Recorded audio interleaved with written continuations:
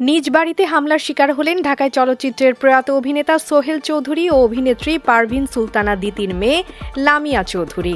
শনিবার ২২ ফেব্রুয়ারি দুপুরে নারায়ণগঞ্জের সোনারগাঁওয়ে অবস্থিত নিজ বাড়িতে সন্ত্রাসীদের হামলার শিকার হয়েছেন দিতিকন্যা।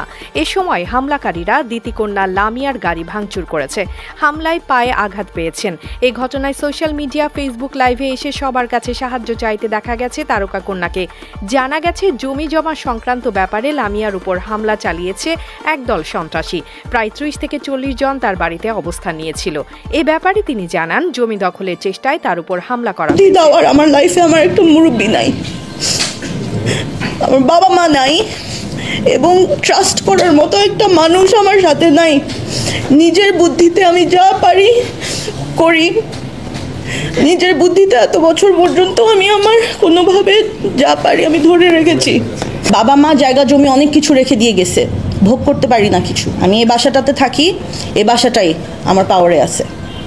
এর বাইরে আমার কোনো জায়গা থেকে, কোনো বিল্ডিং থেকে, মানে আমি যেটা আমার পাওয়ার কথা এগুলো আমরা কিছু পাই না। আর এটা আমি ফাইটও দিতে পারি না, কারণ আমি একা মেয়ে, আমি এগুলো তো শিখিও না। আমার বাবা মা আমাকে অন্যভাবে বড় করেছে। আমার কোনো রকম প্রাণে বেঁচে ঢাকায় ফিরেছেন দিতিকন্যা। হামলার ঘটনার পরপরই ফেসবুকে কয়েকটি স্ট্যাটাস দিয়েছেন লামিয়া। একটি স্ট্যাটাসে তিনি লিখেছেন, আমার পা ভেঙে ফেলছে ওরা, হসপিটালে যাব, যেতে দেয় না, আমার গাড়িতে ইট মেরে ভেঙে ফেলছে, আমি হাঁটতে পারছি না। অন্য একটি স্ট্যাটাসে লিখেছেন, আমার পাশে কি কেউ নেই, আমার মা বাবা মারা গেছে বলে আমার পাশে কি কেউ নেই। তবে হামলার ঘটনায় তাৎক্ষণিকভাবে হামলাকারীদের কারো নাম ও পরিচয় জানাননি তারকা কন্যা লামিয়া।